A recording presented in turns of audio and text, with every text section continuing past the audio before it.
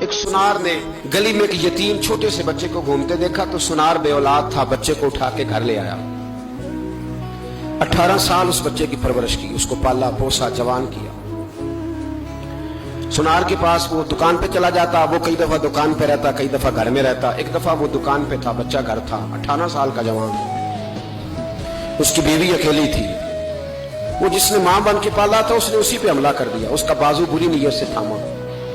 بیوی چیخی، تھوڑی دیر گزری تو وہ نوجوان پیروں میں بیٹھ گیا، کہنے لگا ماں پتہ نہیں مجھے کیا ہوا۔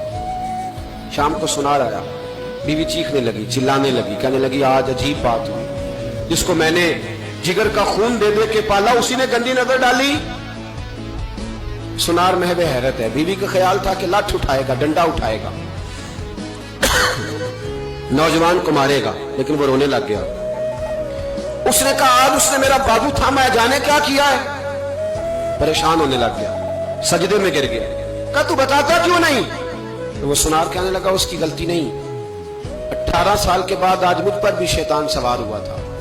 ایک عورت آئی تھی، وہ اپنے بازوؤں میں چوڑیاں پہننا چاہتی تھی تو میں نے بھی گندی نظر سے ہاتھ ڈالا تھا، رب کریم نے مجھے فوراً اس کی سزا دی۔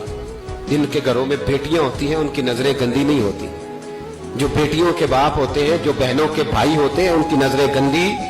اور اگر تو ٹیلی فون کرتا ہے، تو کسی عورت کے ساتھ تعلق رکھتا ہے تو یہ بات لکھ لے، امام فخر الدین رازی 1، علامہ اسماعیل حقی 2، ملا جلال الدین رومی 3، امام خازن 4، امام جلال الدین سیوطی 5 حدیث کے استاد اور محدث لکھتے ہیں کہ اگر تو کسی پر گندی نظر ڈالے گا تو تیرا گھر بچ سکتا، یاد رکھ نہیں بچے گا، اس لیے کہ تیری نظر کسی کی بیٹی کو بیٹی سمجھ تاکہ تیری بچی کا پردہ قائم رہے، کسی کی بہن کو یہ کیا بات ہوئی کہ تو جتنا مرضی گند معاشرے میں پھیلاتا رہے تیرا گھر بچا رہے، یہ کیسے ہو سکتا ہے؟ فَإِنَّ لَهُ مَعِيشَةً ضَنْكًا، اللہ فرماتا ہے زندگی تنگ ہو جائے گی تیرے لیے مشکل، تو ڈھونڈتا پھرے گا کہ میں مرنے کو جگہ تلاش کروں۔ سچی توبہ کرے، کھری توبہ کرے، یہ گناہ انسان کو مجبور کر دیتے ہیں۔